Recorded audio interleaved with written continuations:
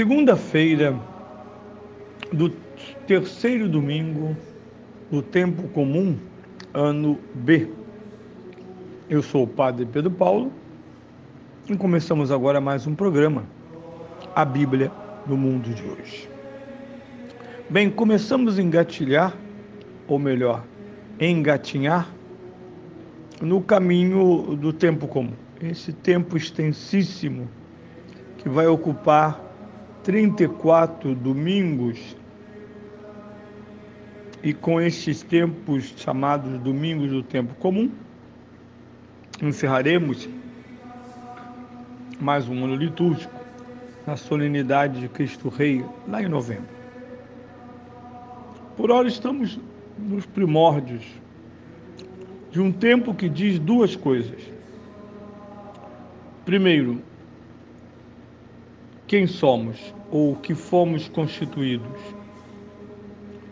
Do Natal e da Epifania ficou claro. Somos filhos de Deus adotados, da mesma natureza de seu Filho, o Verbo feito carne. Não somos divinos como Ele, mas fomos divinizados pelo dom da eternidade. Essencial para a vida cristã é conhecer e reconhecer-se como herdeiro da eternidade, tempo de Deus. O segundo elemento é como agimos como discípulos. Essa é a grande tônica do ano litúrgico no tempo comum. Agir e viver como discípulos de Jesus Cristo. Gente que vive e aprende com Ele. Gente que o segue literalmente. Para onde Cristo vai, nós o seguimos. Seguimos para ouvi-lo, vê-lo e comungar com Ele. Sermos catequizados na mensagem do Pai. E, sobretudo, nos tornamos efetivamente discípulos pelos sacramentos. O batismo e, sobretudo, a Santa Eucaristia, onde os discípulos permanecem há 2000 anos à mesa do Senhor, da sua palavra e do seu próprio corpo e sangue. Por isso, ouçamos a história deste tempo no Evangelho de São Marcos, capítulo 1, 14 a 20. Depois de João ter sido preso, Jesus partiu para a Galiléia e começou a proclamar o reino de Deus, dizendo: cumpriu-se o tempo e está próximo o reino de Deus. Arrependei-vos e acreditai no Evangelho. Caminhando junto ao mar da Galiléia, viu Simão e seu irmão André, que lançavam as redes ao mar porque eram pescadores. Disse-lhes: vinde atrás de mim e farei de vós pescadores de homens. Eles deixaram logo as redes e seguiram-no. Um pouco mais adiante, viu Tiago, filho de Zebedeu, e seu irmão João, que estavam na barca a consertar as redes, e chamou-os.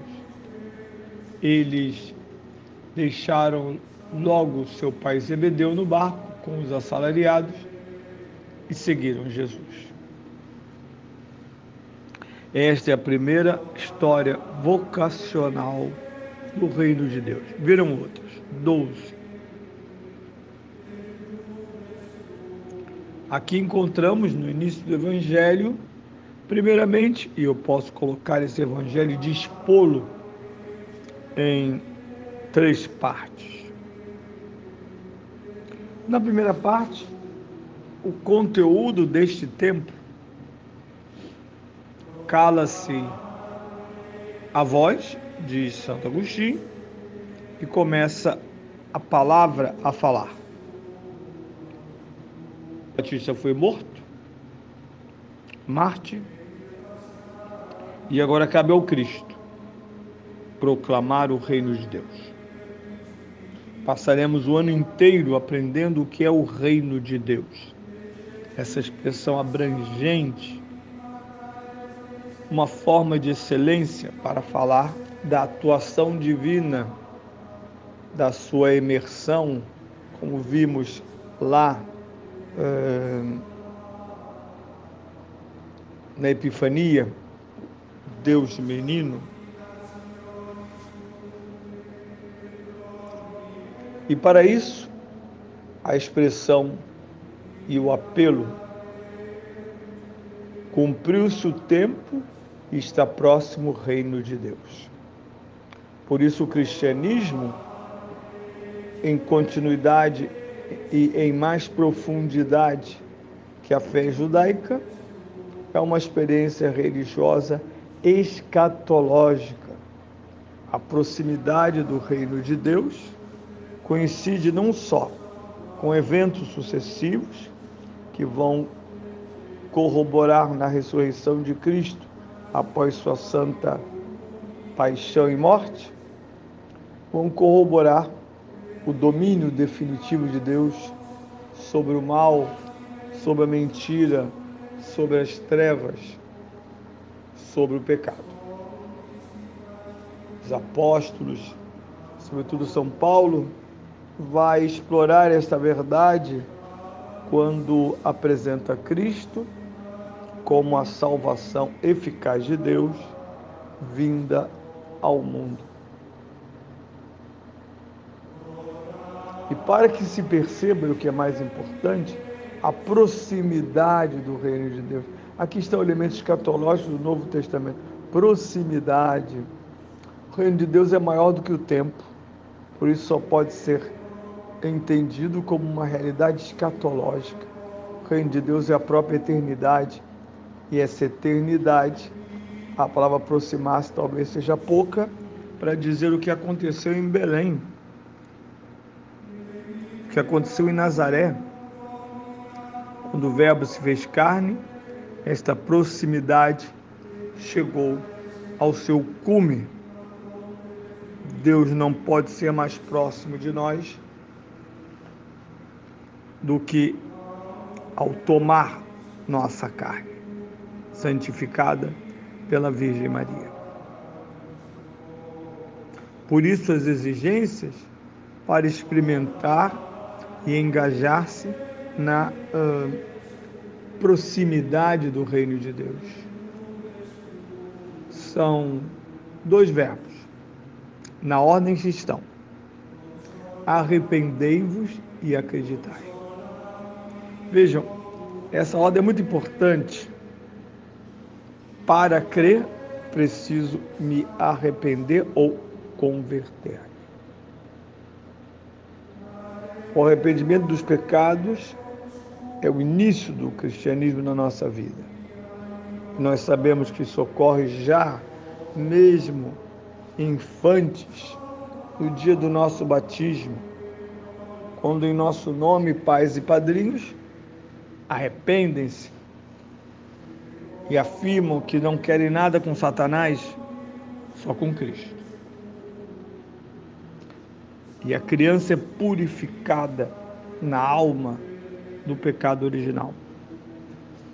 Só a partir daí ela pode crer, usufruir da verdadeira fé, que não é acessível à simples razão, ao simples eu quero, mas é acessível através desta limpeza, dessa expiação da raiz dos pecados. Portanto, crer se instala no ato da graça batismal. Se torna pessoal e quase definitivo. Por isso, ninguém se iluda. Eu não creio se não me arrependo. Posso estar na igreja há anos, participo das missas, Às vezes até dou uma mão na igreja, mas não me arrependo de nada. Não mudo de vida. Lá na Quaresma, Jesus vai usar outro verbo, dizendo: convertei-vos e crede no Evangelho. Sem isso, a fé é uma ideia bonita, forte, mas não suficiente para modificar o rumo da nossa vida.